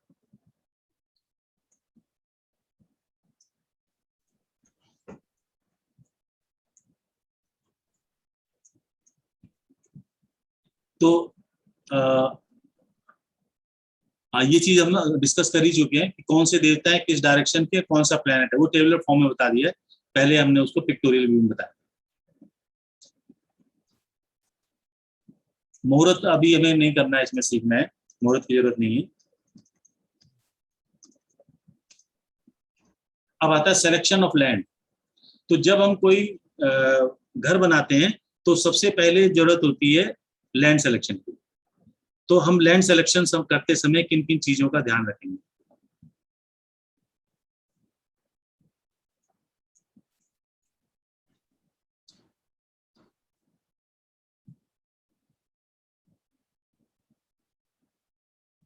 हाँ, तो ऐसी जमीन का हमें सिलेक्शन करना चाहिए जिसमें हरे भरे पेड़ पहले से हों, जहां पर पहले कभी अनाज होता हो, तो उसको हम बोलते हैं लाइव लैंड। तो दो तरह की लैंड होती है, एक लाइव लैंड और एक डेड लैंड। तो जो जमीन बंजर होगी, सूखी होगी, बीच में से फटी हुई होगी, दीमक वाली होगी, उसे हम बोलते हैं डेड लैंड। तो वो डेड लैंड को हम रेजिडेंशियल पर्पस के लिए यूज नहीं करते। और जो लाइव लैंड होती है, जहां पर हरे भरे पेड़ होते हैं, अनाज उगाया जा सकता है, उसको हम लाइव लैंड बोलते हैं। वो हमारे रहने के लिए अच्छी होती है। तो जो जमीन फटी हुई होती है, कहते हैं ना, कभी कभी देखते हैं जमीन में दरार सी पड़ी हुई होती है, जिस पर कोई चीज पैदा नहीं की जा सकती, बंजर होती है, वो जमीन में रहने से उसके दुश्मन पैदा हो जाते हैं, उसमें रहने वाला व्यक्ति बीमार हो जाता है। और जो वो उसी तरह से है जैसे कोई आदमी सात्विक भोजन करता है तो मन उसका खुश रहता है। कहते हैं ना, जैसा आहार वैसा विचार। तो अगर कोई नॉन वेजिटेरियन फूड खाता है, शराब मदिरा का सेवन करता है, तो फिर उसी तरह की विचारधारा हो जाती है, वही तो राक्षस प्रवृत्ति की हो जाती है। आप बिल्कुल महसूस कर सकते हैं कि जब नवरात्र के दिनों में फास्ट रखते हैं तो आदमी के मन में अच्छे विचार ज्यादा आते हैं, क्योंकि उस टाइम वो सात्विक भोजन कर रहा होता है। नवरात्र में प्याज तक भी नहीं खाते बहुत सारे लोग, नॉन वेज तो भूल ही जाओ, है ना। तो इसलिए जैसा आहार वैसा व्यवहार। तो अगर हमारी जमीन वहां अच्छी होगी, हरी भरी होगी, हरियाली होगी, तो उस जगह पे घर बना के रहने से हमें बहुत सारे लाभ मिलते हैं। तो अच्छी जमीन किसे कहते हैं? जिस जमीन पर बहुत सारे हर्बल प्लांट लगे हों, या वहां पर पेड़ पौधे लगे हों, बेल लगी हुई हों, खुशबू वाले पौधे लगे हों, और जिसकी जमीन में कोई छेद नहीं हो, तो ऐसी जमीन आनंद देने वाली होती है। और ऐसी जगह पे घर बना के रहा जाए तो जरूर उसको लाभ मिलता है। अच्छा, कुछ जमीन ऐसी होती है वहां पे नेवले का वास होता है। तो नेवला जो होता है वो सांप का शत्रु होता है। तो जिस जमीन पर नेवला होता है वो जमीन अच्छी मानी जाती है,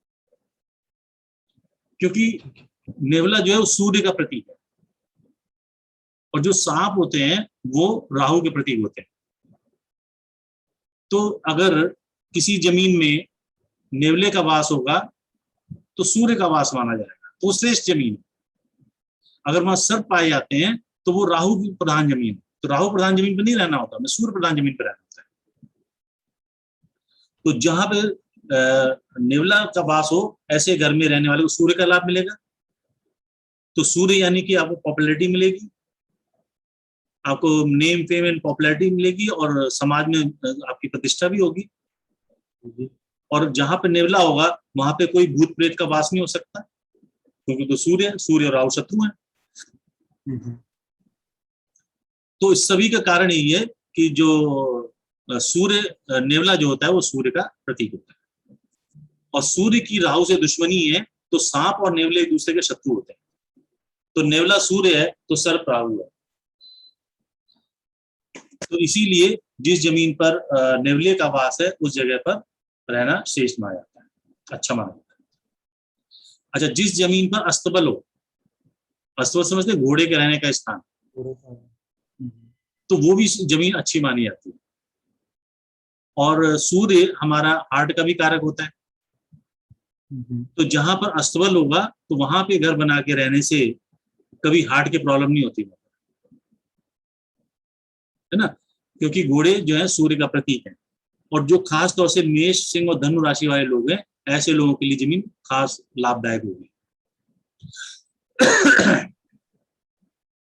अच्छा, गाय दो तरह की होती है, देखी होंगी आपने, एक सफेद गाय होती है, एक ब्राउन कलर की होती है। हाँ जी। तो जो ब्राउन कलर समझो आप, वो लाल रंग की गाय, और जो व्हाइट है, ऑफ व्हाइट होती है, वो पीले रंग की गाय। तो जो ब्राउन कलर की होती है वो सूर्य का प्रतीक मानी जाती है, और जो व्हाइट कलर की होती है वो बृहस्पति का प्रतीक मानी जाती है। तो कहते हैं जिस जमीन पर गौशाला हो, गौशाला यानी कि जहाँ पे गाय रहती है, तो वो जगह अच्छी मानी जाती है, क्योंकि वो बृहस्पति और सूर्य की ओरिएंटेड जमीन होती है। लेकिन जिस जगह पे चारागाह, चारागाह मतलब जहाँ पे चारा चरने की जगह है, तो वहां पर अगर मकान बना के रहेंगे तो वो बहुत खराब होती है। क्यों? क्योंकि वहां पे तो गाय के चारा चरने की जगह थी और आपने वहां पे घर बना लिया, तो फिर गाय आपको जो है श्राप दे देती है कि मेरे चारा चरने की जगह पे आप रहना शुरू कर दिए, मेरा खाना छीन लिया। हाँ, तो मेरा खाना छीन लिया, इसलिए अशुभ। जिस प्लॉट पर मधुमक्खी, ये तो वो सिम्टम है जिससे हम अंदाज लगाते हैं कि ये लैंड कितनी हमारे लिए शुभ है। तो जिस जमीन पर मधुमक्खी रहती हो, मधुमक्खी शहद इकट्ठा करती है, और शहद जो होता है वो बृहस्पति का प्रतीक माना जाता है, और बृहस्पति कारक होता है धन का। यानी कि जिस जमीन पर मधुमक्खी होंगी तो ये माना जाएगा कि वहां पर पहले से ही मधुमक्खी ने आपके लिए धन लाके इकट्ठा किया हुआ है, क्योंकि क्योंकि शहद इकट्ठा किया हुआ है। शहद जो है बृहस्पति का प्रतीक है, इसलिए। और बृहस्पति धन का कारक है, तो ऐसा जहां पर मधुमक्खी होंगी वो धन के दृष्टिकोण से बहुत ही लाभदायक होगी। जिस प्लॉट में शंख मिले, सीप मिले, कछुआ मिले, तो वो भी अच्छी होती है, क्योंकि कछुआ लंबी आयु देने वाला होता है। उसकी खुद की आयु 100 साल या 100 साल से भी ज्यादा होती है। कछुए की आयु सबसे ज्यादा होती है, 120 साल भी होती है। तो जिस जमीन में सीप होगा, शंख होगा, कछुआ होगा, वो जमीन आपको शुभ होगी और वहां पर रहने वाले की आयु लंबी होगी। और कछुआ वैसे भी धन का प्रतीक भी मानते हैं ना, आपने देखा होगा, वो टॉर्टराइज श्रीयंत्र रखा जाता है घर में, कच्छप श्रीयंत्र, है ना। तो वो इसीलिए माना जाता है कि जो कछुआ था वो धन लाने का प्रतीक माना जाता है। धन, तो कछुआ घर में ऐसे लगाते हैं जिसका मुंह घर के अंदर की तरफ आता हुआ है, तो वो आपके लिए बाहर से धन लेके आता है। तो कभी भी कछुआ घर में रखें तो उसका मुंह बाहर की तरफ नहीं होना चाहिए, वरना घर का जो धन है वो बाहर चला जाएगा। हाँ। तो जमीन खोदने पर अगर खुदाई में बहुत सारे सामान निकलते हैं, वो क्या सामान निकल रहा है खुदाई, वो भी हमें ध्यान देना होता है। तो अगर जमीन खोदने पर वहां पे सोना निकला है, ईंट निकला है, तो ये पत्थर निकला है, तो पत्थर निकले तो सोने का लाभ होता है, ईंट मिले तो प्रॉस्पेरिटी बढ़ती है, और धन मिल जाए तो कभी कभी खुदाई पैसा भी निकल आता है। तो तन सुख और तांबा निकले तो ऐश्वर्य और सुख मिलता है। तो खुदाई करने पर आपका तांबा निकला तो आपको ऐश्वर्य और सुख मिलेगा, ईंट निकली तो प्रॉस्पेरिटी मिलेगी। तो क्या चीज निकलती है उसके ऊपर भी डिपेंड करता है। तो किसी भी जमीन पे जहां पे घर बना के रहना है, उसको अगर चेक करना है तो कैसे करेंगे? पहले उस जमीन को जोत दो हल से, और नहीं जोत सकते तो थोड़ा सा एरिया जो है ना उसका ऐसे कुरेद दो, खोद दो, और वहां पर जौ डाल दो, अनाज डाल दो। अगर वो जौ या अनाज 3 दिन में अंकुरित हो जाए तो समझो जमीन बहुत फर्टाइल है, तो इस जगह पे घर बना के जो भी व्यक्ति रहेगा वो खूब प्रोग्रेस करेगा। अगर 5 दिन में अंकुरित हो जौ के दाने, तो समझो ये जमीन मध्यम श्रेणी की, मीडियम क्लास की है, तो ना खराब है ना बहुत अच्छी है। और 7 दिन में अगर उसमें अंकुर निकलते हैं तो समझो ये जमीन बंजर है, अनफर्टाइल है, और यहाँ पे जो भी घर बना के रहेगा उसकी कोई प्रोग्रेस नहीं होगी, उसकी प्रॉस्पेरिटी नहीं बढ़ेगी। ठीक है, तो इसमें धान भी बो सकते हैं, और नहीं तो सतनाजा भी डाल सकते हैं, और नहीं तो जौ भी डाल सकते हैं। तो सतनाजा में 7 चीजें आती हैं, वो 7 चीजें नाम ये हैं।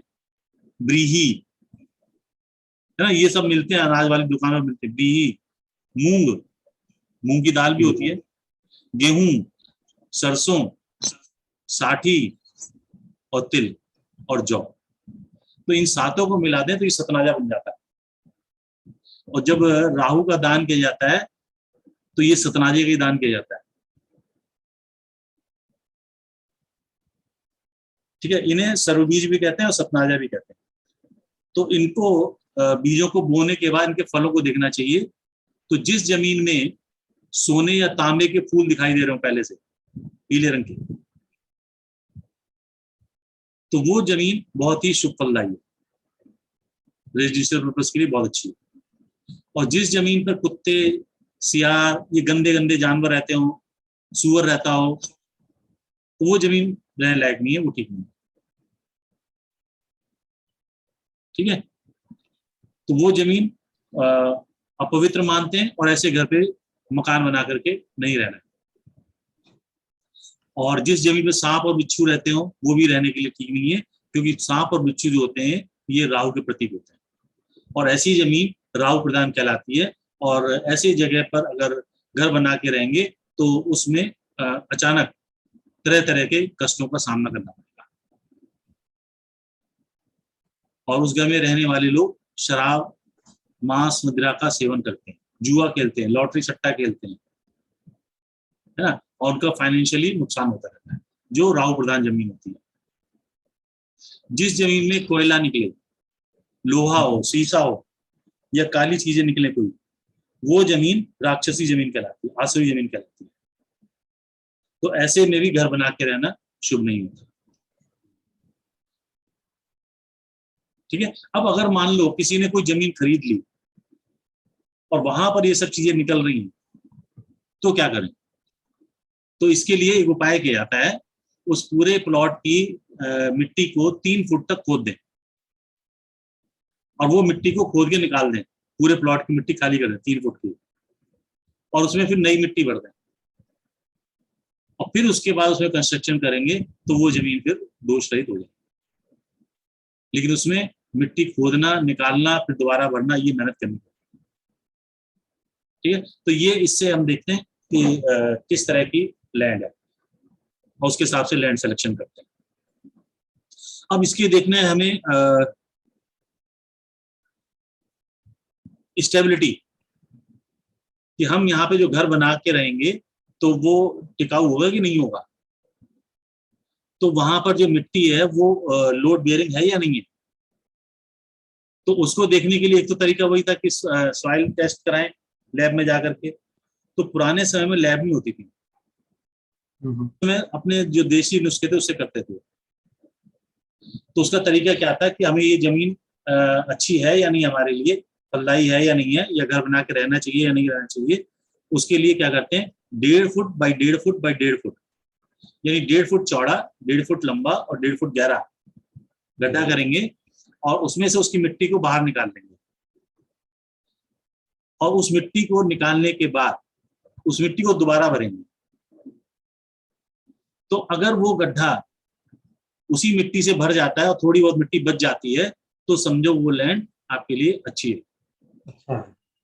क्योंकि जो हमने मिट्टी खोदी, तो वो खोदने पर थोड़ी पोली हो जाती है, तो पहले तो इसमें सख्त थी वो, तो उससे उसका वॉल्यूम बढ़ गया खोदने से, तो इसलिए वो गड्ढा भी भर गया और थोड़ी मिट्टी बची रह गई। अब अगर मान लो जो मिट्टी खोदी और उसको हमने वापस डाला और उसमें गड्ढा पूरा पूरा भर गया, बची नहीं, है ना, तो ये समझ लो कि जमीन ये मीडियम कैटेगरी की है, मध्यम श्रेणी की है, ली जा सकती है, ना बहुत अच्छी है और ना बहुत खराब। और तीसरी कैटेगरी की हम मिट्टी को निकाल करके दोबारा भरें और मिट्टी सारी गड्ढे में चली जाए और गड्ढा भरे भी नहीं, खाली रह जाए, तो समझो ये मिट्टी जमीन खराब है, ये अच्छी नहीं है, इसमें आपको हमेशा नुकसान होता रहेगा। तो ऐसी जगह पे घर बना के नहीं रहना चाहिए। तो उसमें ये समझो कि मिट्टी वहां की रेतीली थी, तो रेतीली मिट्टी मकान बनाएंगे तो निश्चित तौर पर वो धंस जाएगा, है ना, तो खराब हो जाएगा, तो ठीक नहीं।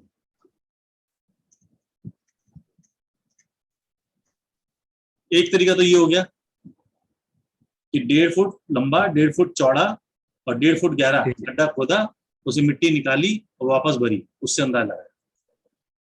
दूसरा तरीका क्या है, प्लॉट के नॉर्थ डायरेक्शन में जाकर के 1.5 फुट गहरा, 1.5 फुट लंबा और 1.5 फुट चौड़ा गड्ढा करो नॉर्थ डायरेक्शन में, और उसकी मिट्टी निकाल के बाहर निकाल दिया गड्ढा करके, और उसे पानी से भर दिया। और पानी से भरने के बाद 2 मिनट इंतजार करना है, 120 सेकंड, या गड्ढे से थोड़ा दूर जाके 100 कदम जाके वापस लौट के आना। हेलो हेलो, हाँ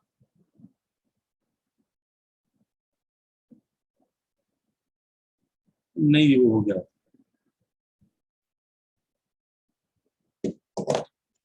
तो उसको भरने के बाद और फिर 2 मिनट हम इंतजार करें और आकर के देखें कि इसमें पानी वैसे की वैसे भरा हुआ है, तो समझो जमीन बहुत अच्छी है। गड्ढा में पूरा पानी भरा हुआ है तो वो अच्छी जमीन है। और अगर वो आधा भरा है, आधा खाली हो गया है, तो समझो ये मध्यम है, बहुत अच्छी नहीं है। और तीसरा कि पानी बिल्कुल खत्म हो गया, उसे पानी बचा ही नहीं, तो ये समझो जमीन खराब है और इसमें यहाँ पे रेतीली मिट्टी थी और पानी इसमें सब जाकर के सूख गया। तो ऐसे जगह पे घर बना के नहीं रहना चाहिए। ठीक है, तो ये 2 तरीके से हम इसको टेस्ट कर सकते हैं। अब एक और तरीका है उसको टेस्ट करने का कि ये जमीन हमारे लिए कैसी है। तो उसके लिए क्या करना है, प्लॉट में गड्ढा करके वही 1.5 foot by 1.5 foot by 1.5 foot, और उसको अंदर से गड्ढा करने में गोबर से लीप दें। लीपने के बाद उस गड्ढे के अंदर चारों डायरेक्शन में एक एक दीपक लगा दें। ठीक है, अब उसमें देखना है कौन सी डायरेक्शन का दीपक ज्यादा तेजी से चल रहा है। तो उसमें चारों दिए एक जैसे नहीं जल रहे होंगे, एक कम जल रहा होगा, कोई ज्यादा जल रहा होगा, कोई ऐसे होगा। तो जिस डायरेक्शन का दीपक सबसे ज्यादा से जलेगा, रोशनी से जलेगा, उसके हिसाब से अंदाज लगाएंगे। तो नॉर्थ डायरेक्शन का अगर दीपक सबसे ज्यादा रोशनी दे रहा है तो समझो ये जमीन ब्राह्मण भूमि है और ये ब्राह्मण के लिए अच्छी है या ब्राह्मणत्व कार्य करने के लिए अच्छी है। तो कोई मंदिर बनाना है, कोई स्कूल बनाना है, कोई पूजा पाठ की जगह बनानी है, तो उसके लिए, या पूजा पाठ करने वाला आदमी है तो उसके लिए वो जमीन अच्छी है, वहां घर बना के रह सकता है। अगर ईस्ट डायरेक्शन का दीपक ज्यादा रोशनी दे रहा है तो ये जमीन क्षत्रिय जमीन कहलाएगी। तो अगर कोई क्षत्रिय जाति का व्यक्ति है या क्षत्रिय कर्म करने वाला व्यक्ति है, जैसे कोई रक्षा करने वाला पुलिस में है, डिफेंस में है ना, या आर्मी में है, या उसमें है क्या कहते हैं फायर में है, फायर ब्रिगेड में, या कोई डिटेक्टिव है, तो ऐसे लोगों के लिए वो जमीन ज्यादा सुटेबल है। या इसी तरह के है जी, डॉक्टर्स भी को भी काउंट कर सकते हैं इसमें। डॉक्टर हाँ, रक्षा करना है तो नहीं, वो सेवा में आता है। डॉक्टर और नर्सिंग, वो जान की रक्षा जरूर करता है बट वो सेवा करता है ना। वेस्ट डायरेक्शन का अगर दीपक ज्यादा जले तो ये जमीन समझ लो ये वैश्य जमीन है। तो वैश्य जाति के व्यक्ति के लिए या वैश्य जाति के कर्म करने के वाले व्यक्ति के लिए अच्छी है। तो कोई मान लो व्यापारी है, फूड ग्रेन्स का व्यापारी है, सब्जी व्यापारी है, या कोई कपड़े का व्यापारी है, कोई भी तरह का बिजनेस करता है, तो बिजनेसमैन के लिए जमीन अच्छी है अगर वो वेस्ट डायरेक्शन का दीपक ज्यादा रोशनी दे रहा है तो। और साउथ डायरेक्शन का दीपक अगर ज्यादा रोशनी दे तो समझ लो ये जमीन शूद्र जाति के लिए ज्यादा अच्छी है। तो शूद्र जाति यानी कि सेवा करने वाले, तो अगर मान लो कोई मोची है, धोबी है, सफाई करने वाला व्यक्ति है, या कोई नर्सिंग में है, समाज सेविका है, तो उन लोगों के लिए ये ठीक है। ठीक है, तो इस तरह से भी हम लैंड सिलेक्शन कर सकते हैं। इसके अलावा भी टाइप ऑफ लैंड होती हैं, उसको हम उसके कलर से, स्मेल से, उसके टच करने से भी आइडिया लगा सकते हैं। तो ये 4 तरह की जमीन फिर दोबारा बताइए जाति के आधार पर बांटी गई है। ब्राह्मण भूमि, क्षत्रिय भूमि, वैश्य भूमि और शूद्र भूमि। तो कैसे जानेंगे कि ये ब्राह्मण भूमि है? तो जिस मिट्टी का रंग लाल हो, स्मेल करने में ब्लड के समान हो, ऐसे सुन के देखो मिट्टी हो, और टेस्ट करके देखो कसैला स्वाद हो, और हार्ड से टच करने पर वो हार्ड हो, तो वो क्षत्रिय भूमि कहलाएगी। और इसके ऊपर अक्सर लाल रंग के फूल लगे होंगे, लाल रंग के पेड़ होंगे, वो क्षत्रिय भूमि कहलाती है। और जहां लाल रंग की क्षत्रिय भूमि होती है वहां पे सांप भी ज्यादा पाए जाते हैं, और ऐसी जमीन बेंगलोर में ज्यादा मिलती है, साउथ में ज्यादा मिलती है। और ऐसी जमीन जिसका रंग सफेद हो या हल्का पीला हो,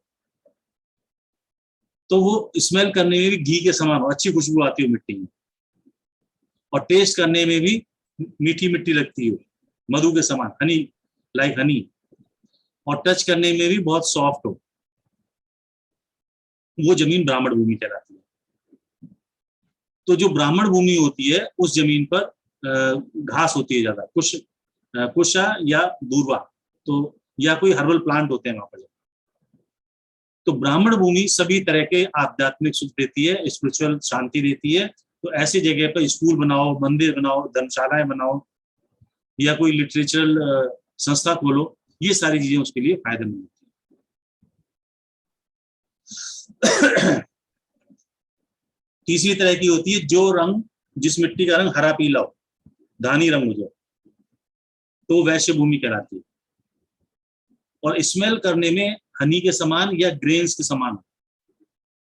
आप कभी ऐसे गोडाउन में जाओ जहां पे गेहूं के बोरे रखते हो, तो आपको ग्रेन्स की स्मेल आती है, एसिडिक टेस्ट हो, टेस्ट करने में एसिडिक हो, तो वो वैश्य भूमि है।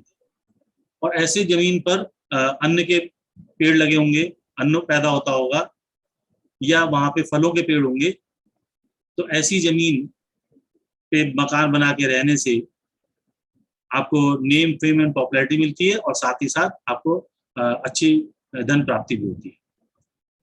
तो ऐसी जमीन पर आपको शॉपिंग मॉल बनाने चाहिए, बिजनेस कॉम्प्लेक्स बनाने चाहिए, या बिजनेसमैन के लिए घर बनाना चाहिए, वो ज्यादा अच्छी होती है। और चौथी है शूद्र भूमि। तो शूद्र भूमि कैसी होती है? जिसका रंग काला होगा। आप यमुना के किनारे देखो, अधिकतर, आप तो दिल्ली में रहते हो ना, हाँ, तो यमुना के किनारे मिट्टी देखो काली होती है थोड़ी, या नाले की मिट्टी जो होती है उसके आसपास काली मिट्टी होती है ना। तो जिस मिट्टी का रंग काला हो और स्मेल करने में वाइन के समान है, और टेस्ट करने में कड़वी हो, और हार्ट से भी टच करने में वो हार्ड हो, जैसे आपने वो देखा होगा ना, बदरपुर होता है, काले रंग का बदरपुर होता है, तो उस तरह की अगर जमीन है तो वो शूद्र भूमि है, ये अच्छी नहीं है। और ऐसी मिट्टी में अधिकतर झाड़ जंखाड़ पैदा होते हैं। ऐसी जमीन पर घर बना के रहने से कलह होता है, झगड़ा होता है, तो ऐसे में घर बना के नहीं रहना चाहिए। तो इस तरह से रंग के आधार पर, स्वाद के आधार पर, स्मेल के आधार पर इनको लैंड सिलेक्शन किया जाता है, और उसी के हिसाब से हम उसका यूज करेंगे कि कौन सी जमीन का लैंड यूज करना चाहिए। अब ये इस तरह से हम लैंड सिलेक्शन करते हैं, ये लैंड तो काफी दूर तक सेम ही कलर की होगी, सेम ही टेस्ट की होगी, सेम ही तरह की होगी, तो ये जो पैरामीटर है ये कहीं फेल हो जाता है। क्योंकि अगर मान लो हमें लाल रंग की मिट्टी देखनी है तो हमें धौलाकुंड जाना पड़ेगा। अगर हमें काले रंग की मिट्टी चाहिए तो हमें यमुना किनारे आना पड़ेगा, यमुना पार आना पड़ेगा। और पीली रंग की मिट्टी चाहिए तो हमें ग्रेटर नोएडा या नोएडा की तरफ जाना पड़ेगा, है ना। तो इस तरह से इतना तो हम नहीं कर पाते हैं, लेकिन ये जरूर है कि अगर कोई लैंड इस तरह की है तो वहां पे इस तरह का हम नॉलेज के पॉइंट ऑफ व्यू से इसको चेक कर सकते हैं। तो ये प्रैक्टिकली पॉसिबल नहीं है, कहने का मतलब ये है, ठीक है। तो इसके आधार पे भी डिसाइड होता है। और इसके बाद आता है सरफेस। जब हम कोई प्लॉट देखते हैं तो उसकी सरफेस कैसी है। तो अगर वो सरफेस साउथ में, साउथ वेस्ट में और वेस्ट में और नॉर्थ वेस्ट में ऊंची हो, ये डायरेक्शन ऊंची होनी चाहिए, साउथ में ऊंची होनी चाहिए, हाँ। साउथ वेस्ट भी ऊंची होनी चाहिए, वेस्ट भी ऊंची होनी चाहिए, और नॉर्थ वेस्ट में भी ऊंची हो।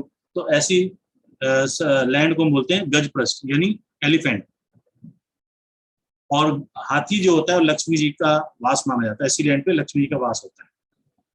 और ऐसे जमीन पे घर बना के रहने से आपको पैसे की तरक्की होती है और आयु में वृद्धि होती है। तो ये है गज पृष्ठ। तो आप देख रहे हो यहाँ पे साउथ में ऊंची है, साउथ वेस्ट में ऊंची है, वेस्ट में ऊंची है, और ये नॉर्थ वेस्ट में ऊंची है। तो स्लोप किधर है इसका? ईस्ट की तरफ, नॉर्थ ईस्ट की तरफ, तो यही होनी चाहिए। तो ये जमीन शुभ मानी जाती है, दो ये अच्छी जमीन मानी जाती है। दूसरा है कूर्म पृष्ठ। कूर्म मतलब कछुआ। तो कछुए की पीठ आपने देखी होगी, बीच में से उठी हुई होती है, उल्टे तवे की तरह होती है, और चारों तरफ ढालू होती है। तो ऐसी ही जमीन बीच में से उठी हुई हो और चारों तरफ ढालू हो तो वो कूर्म पृष्ठ कहलाती है। कूर्म मतलब कछुआ, कछुआ मतलब टॉर्टॉइज। तो जो जमीन ब्रह्म स्थान में सेंटर से खास तौर से ऊंची हो और चारों दिशाओं में नीची हो, तो ये भी अच्छी जमीन मानी जाती है। इस सरफेस के आधार पर हम सिलेक्शन करते हैं। लैंड का सिलेक्शन करते समय बहुत सारे पैरामीटर देखने होते हैं, तो ये उसका एक स्लोप के आधार पर हम उसको जज कर रहे हैं। तीसरा है दैत्य पृष्ठ। ये अच्छी नहीं होती। देखो दो अच्छी हो गई ना, एक तो हो गई गज पृष्ठ और दूसरी हो गई कूर्म पृष्ठ। दो अच्छी है और दो खराब है। तो दो कौन सी खराब है? एक तो दैत्य पृष्ठ है और एक नाग पृष्ठ है।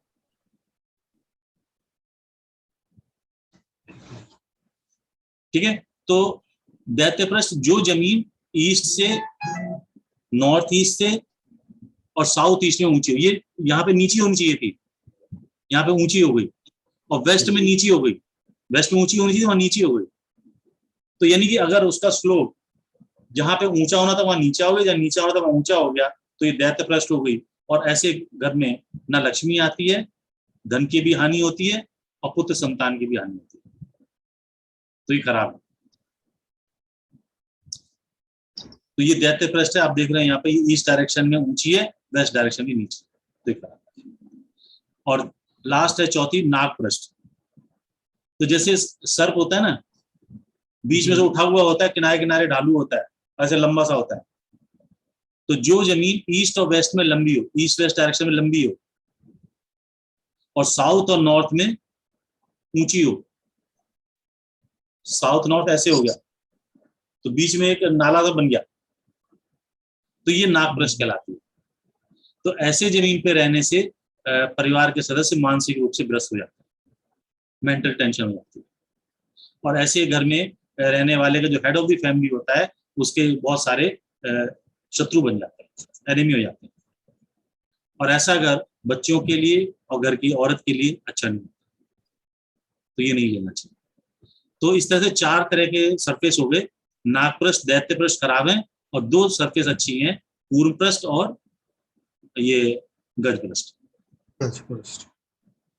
ठीक है, तो सरफेस के आधार पर, उसकी मिट्टी के आधार पर, उसका टेस्ट के आधार पर, वहां पर क्या चीज निकल रही है खुदाई के आधार पर, फिर हमें वहां पे देखना है मिट्टी सॉलिड है या नहीं है, उसके आधार पर, इतने हिसाब से इसको हम सिलेक्शन करते हैं।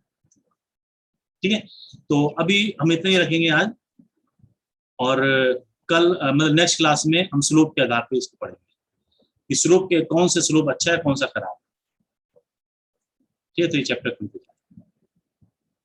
चलिए, ओके, थैंक यू, नमस्कार। अच्छा, मैं कह रहा था, आप अगर लेट के पढ़ना चाहो तो लेट के पढ़ सकते हो, आपको खड़े खड़े थक जाते होगे। तो अभी तो ठीक है, कंफर्टेबल है। हाँ जब लगेगा कि लेटना हाँ है तो तब लेट ही हाँ, तो आप लेट के पढ़ लेना, कोई खड़ा दिक्कत हो नहीं। जाते। अभी मत समझना कि लेट के पढ़ना खराब लग रहा है, नहीं, आप कंफर्टेबल होने चाहिए। हाँ सर, बस थोड़ा हाँ कॉन्शियस अलाउ नहीं करती, जब वो करेगी तो कर हाँ, लूंगा। नहीं नहीं, कोई बात नहीं, आप लेट के पढ़ो, क्योंकि पहले भी ऐसे ही था, किसी भी स्टूडेंट को प्रॉब्लम थी, तो वो लेट के पढ़ते तो कोई दिक्कत नहीं है, क्योंकि आप खड़े हो तो थकता मैं हूँ आपको देख देख के। ओके, ठीक है। नमस्कार। धन्यवाद।